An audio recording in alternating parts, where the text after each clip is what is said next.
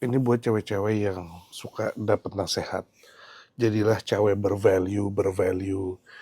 Terus kalau ketemu cowok, jangan mau turunin standar, cari yang high value juga. Sebenarnya ini value-value-annya apa sih? Maksudnya ngomongnya ningkatin value, cuma artinya apa? Kalian tuh ngapain? Apakah dengan cukup nge-gym, perawatan, yoga, ke salon, itu cukup? Apakah itu yang dicari cowok? Jadi harus hati-hati guys. Yes, ke gym, perawatan segala gitu, mempercantik diri, of course. Itu membantu untuk menarik perhatian cowok-cowok. Cuma ingat, ada stigma, kalau kalian cuma cantiknya aja, itu jadi akan menarik cowok-cowok yang nggak baik untuk jadi suami. Kalian bisa lihat maksudnya gue kalau yang seantero isi sosial medianya adalah mempertontonkan badannya atau kecantikannya. Of course banyak cowok-cowok yang pasti ngasih perhatian, ngegodain, ngajak kenalan, dan lain-lain. Cuma cowok macam apa? Dan cowok itu maunya apa?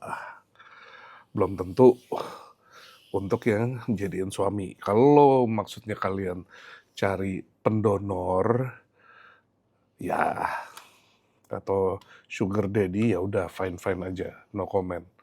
Nah, cuma gimana nih buat yang normal, yang pengen kehidupan berumah tangga, cari yang baik. Satu adalah memang nggak bisa dipungkiri ya, kalau dari circle gua, dari pengalaman gua yang bisa gua share adalah bibit, bebet, bobot. Unfortunately, semakin cowok yang high quality, high value, kalau mau nikah, dia dan keluarganya pasti nyarinya yang bibit, bebet, bobotnya bagus dan juga selevel kurang lebih tuh nggak beda jauh. Kalau misalnya dia, wah sekolah di Amerika, Cornell, Stanford, Wharton, sekolah Ivy League kayak gitu, otomatis kurang lebih cewek yang dia cari juga ya yang lulusan luar negeri juga lah. Kenapa? Karena nanti lifestyle-nya, cara pikirnya, cara have fun-nya, cara ngelola duit, cara sehari-hari hidup tuh klop gitu loh. Karena gini guys, yang sama aja, yang bibit-bibit bobotnya sama aja kadang bisa bubar, apalagi yang beda. Hubungannya jadi tambah kompleks. Nah, kalau bibit bebet bobot itu udah oke, yang patut disadari adalah masing-masing, jadi dengan bibit bebet bobot ini kalian harus sadar diri lah.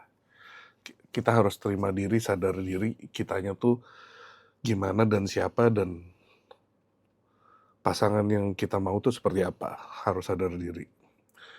Nah, begitu udah sadar diri, dan coba lihat dulu dari sisi kalian dan dari sisi pasangan kalian, itu udah memang bener seriusnya settle down atau masih dalam fase coba-coba, masih dalam fase penasaran, masih dalam fase, gue udah bisa dapet mobil Toyota, mobil Jepang, bisa gak gue dapet mobil Eropa, bisa gak gue dapet mobil Itali supercar gitu.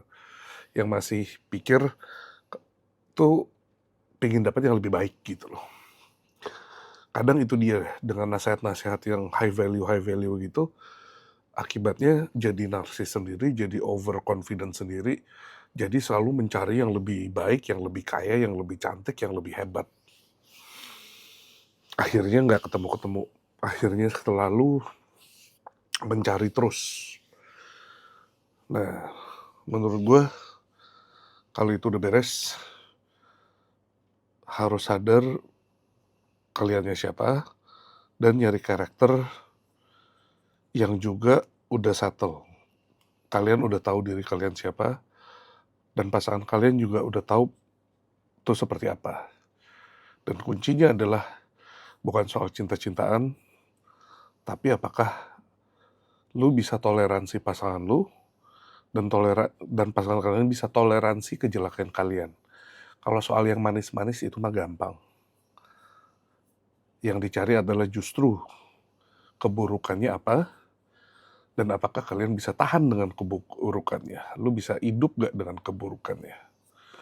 Itu dulu deh, simpelnya. Gak usah muluk-muluk. Itu aja dari gua. Have a great weekend, guys.